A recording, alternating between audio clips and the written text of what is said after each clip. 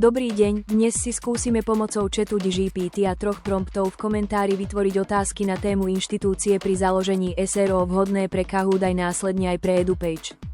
Tento postup vám ušetrí veľa času.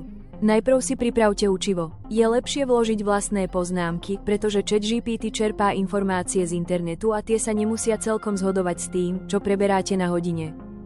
Do chatu vložím text a požiadam ho, aby z neho vytvoril otázky ABCD. Môžete vložiť priamo súbor vo Word alebo PDF, ale ak máte bezplatnú verziu, radšej pomocou skratiek Ctrl+C a Ctrl+V text jednoducho skopírujte. Ušetríte si bezplatné tokeny. Okrem toho Word aj PDF sú pre model horšie čitateľné a výsledky nemusia byť presné. Text naraz označím pomocou Ctrl+A, skopírujem Ctrl+C a prilepím do chatu Ctrl+V.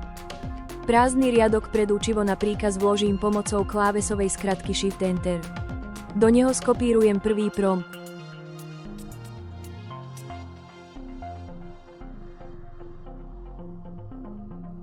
Teraz mi chat vygeneruje 15 otázok so správnou odpoveďou. Otázky skontrolujte, či vám sedia obsahovo a či sú všetky odpovede správne. V ďalšom kroku si vložíme druhý prompt na otázky pre Kahoot. Vložíme druhý prompt, skopírujeme ho Ctrl+C. A prilepíme do chatu Ctrl+V a už len počkáme. Chat nám vygeneruje excelovský súbor, z ktorého budeme kopírovať bunky. Klikneme na súbor, dáme ho stiahnuť.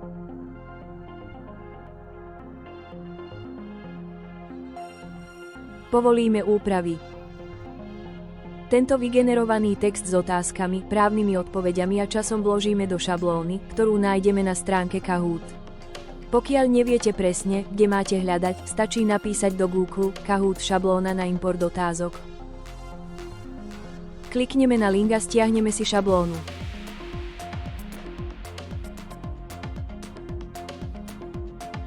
Otvoríme.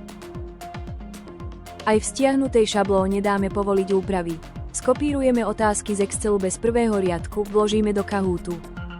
Stiahnutá šablóna je prednastavená tak, že vás upozorní a presiahnete 120 znakov pri otázke alebo 75 znakov pri odpovediach. Musíme si preto skontrolovať dokument. Vidím, že mám červený text v dvoch bunkách v 7. a v 13. riadku, takže treba skrátiť text.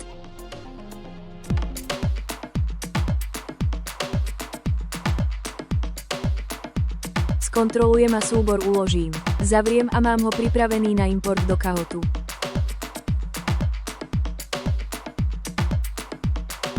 Do Kahootu sa prihlásim cez Gmail. Kliknem si na Vytvor Kahoot čistú šablónu. Pridám import. Pozor, tu treba kliknúť na toto okienko. Potiahnem súbor z priečinka. Mám ho načítaný.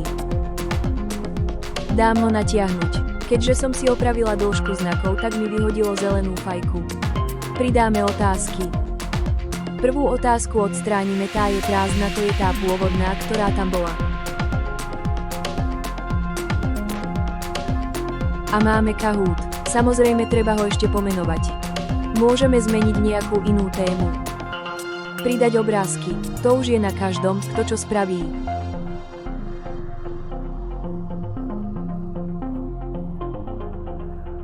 Blížia sa Vianoce, dám Santu. Teraz obrázky vkladať nebudem.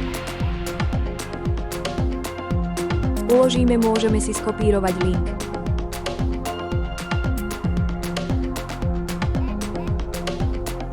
A vložiť ho do žiackej knižky k učivu. A potom použiť na hodine ako oddychovú aktivitu. Žiaci si môžu učivo doma precvičiť pomocou testíka v EduPage. Ako pripraviť jednoducho a rýchlo takéto otázky. Vrátime sa späť do chatu a zadáme posledný prompt a chat vygeneruje otázky, pri ktorých bude vždy správna odpoveď tá prvá, teda Ačko.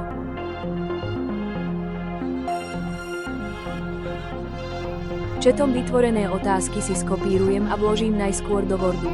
Bohužiaľ nemôžem otázky skopírovať priamo do EduPage, pretože žiacka knižka nevie pracovať s manuálnym zlomom riadka a nevedela som nastaviť v chate, aby to tak hneď upravilo. Čiže prvé, čo spravím, aby ste lepšie videli, zapnem netlačiteľné znaky. Vidíte, že tu mám manuálne zlomy riadkov. Odstránim ich tak, že použijem funkciu nahradiť a hľadať. Vyberiem ďalšie možnosti, kliknem na špeciálne. Vyberiem manuálny zlom riadka. A dám nahradiť značkou odseku. Dám nahradiť všetky. A môžem si súbor uložiť. Označím si všetko pomocou Ctrl+A, skopírujem pomocou Ctrl+C. Otvorím si žiacku, pridám si otázky A, B, C, D. Nie sem, ale tu kliknem na import z clipboardu. Vložím text.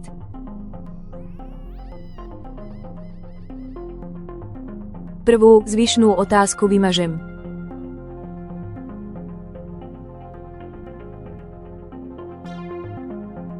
Vidím, že vždy je správna odpoveď a otázok je 15.